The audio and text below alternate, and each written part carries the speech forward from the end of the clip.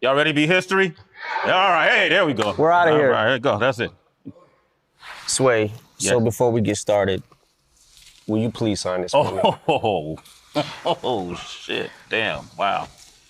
Wow. Look at how, yo, you look like a kid. You're a kid there. Damn, man, I was a baby, bro. Crazy. That's our teenage years. Y'all didn't know I had bars once upon a time, huh? Man, you want me to say Marshall? You want me to say? Yes, please. Okay. That's M-A-R. That's H-A-L-L. Yeah, there you go. Look Hell at that, yeah, man. I man. signed a vinyl for him, man. Look at that, man. Look at Incredible. Look Yo, at that shit. man, your signature's so much better than mine. Thanks, man. Yeah, no problem, man. Man, you threw me off with that.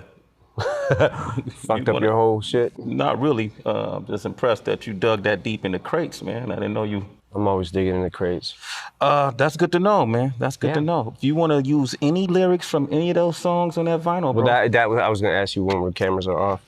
There's a couple bars that I wish I could have. Yeah, that's cool, man. Go ahead, man. What's mine is yours, man. If it make your shit tighter, you know. Let's speak on bars, though. Here we are. Kamikaze came out. You know, you shocked the world the way you did it. What made you do it? I mean, a Revival came out December 2017. That wasn't that long ago. It's less than a year. What made you just drop it on the world the way you did? Because I feel like the way the climate is right now, if you give people enough time to, I got an album coming out in 2 months. You give people time to say, man, he better have a song like this or I ain't fucking with it. If he don't have a song like this, I ain't fucking with it. Yeah. He better not be rapping like this. He better not be rapping about this or I'm not gonna fuck with it. And when you go into an album, you can go into anything with the mindset of this is gonna suck. And then even if you kind of don't feel that way, you're already kind of formed your opinion in front of all your friends and you know what I'm saying? Like, so I feel like giving them no warning was the best thing to do just because it doesn't give people enough time to, you know, when the Revival track list came down the pipe.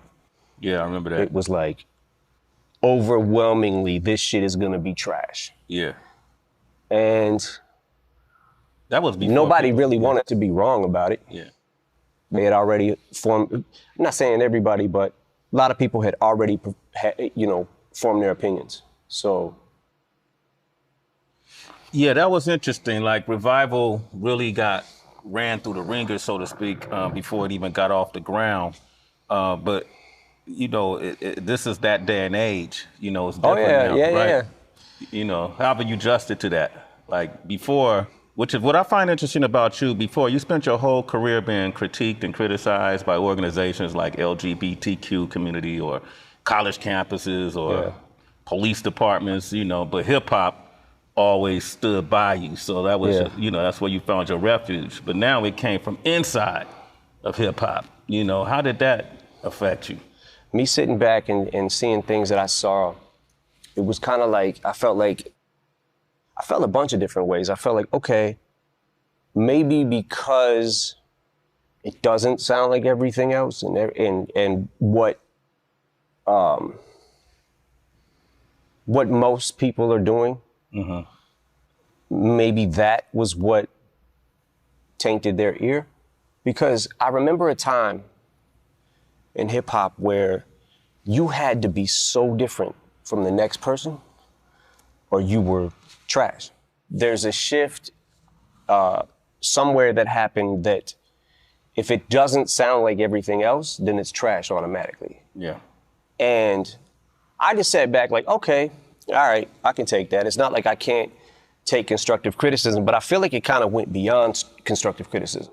So I had to go back to it and look, I have made albums that definitely probably would not be the top of my list.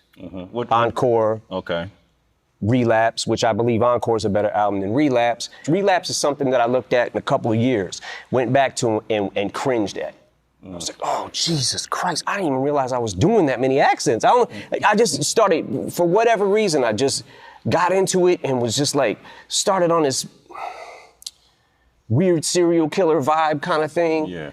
And started wanting to talk crazy and started bending words more. And the only way you can bend them is with this accent, trying to use this one. Like, And a couple years later, in making recovery and slipping out of that, getting out of the accents and beyond it, made recovery. Yeah. And I always say that if it wasn't for relapse, I wouldn't have been able to make recovery. And if it wasn't for revival, I wouldn't have been able to make this album. So I'm good with it. It just, some people more than others went a little far with it. A little far with it. I want to get into that too. And I almost, when I listen to Kamikaze and I hear some people say, man, that's the vintage M we wanted. We wanted Shady back, right? And when I listen to it, man, I have to admit, man, I hear something in you on this album that kind of made me rejoice in a way I've done in the past. I like the fact that you're not running from the criticism. I like the fact that in this digital age, you're not, cowering and then reforming to what people think you should sound like or how people think you should act, and you're calling it out.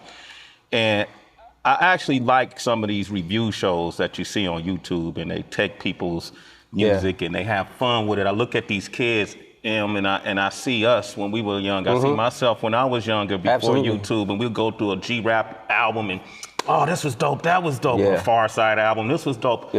They just kind of doing that, right? And you address them. So you're that in tuned, like in the beginning of The Ringer, when you talk about if you critique me, you can make millions. If I critique you, there's nothing I really. Yeah, it gets into the territory where it's like you got, okay, so since the internet has become what the internet's become, and since YouTube and all that, you've got so many, how can I say this? It's almost like not enough Indians, too many chiefs. So it's like everybody on the internet, and in hip hop especially, it seems like either a rapper, a DJ, a writer, a producer, has something to do with it. And I love the fact that so many people now have been able to get on easier than it was for me or you back in the day, because we didn't have this platform. So I appreciate the platform. It's just that now you've got people that not only are doing the same thing and they can do it better, but you've got people who don't do anything and are just critiquing it. So I sat back and I'm like, okay, that's fine. People can talk crazy about me. That's fine. They should express themselves, and they have a right to. But I also get to say whatever the fuck I want about you now. Like I said, I'm good with revival. Fuck it. Because I couldn't have made this album without that. Yeah. And there is something, I'm not gonna lie, there is something inside me that is a little more happy when I'm angry. It's like, as bad as it feels to be there, there's also something about it, there's a rush of it that I like, because it inspires me to say something back. So you get in that weird area too, where it's like, oh, he says he doesn't care about what anybody thinks about him, but now he cares about what everybody thinks about him. No, he's just saying he don't care. He'll say anything he wants about you if you say it about him, because he doesn't care. Like, there's so many different levels to not caring about shit. You know what I'm saying? But it was interesting. It was definitely interesting, because I'm like, how fucking off is my ear? Yeah. Jesus Christ. Like, and then it was interesting to watch the reaction of the Chloroseptic remix verse that I did.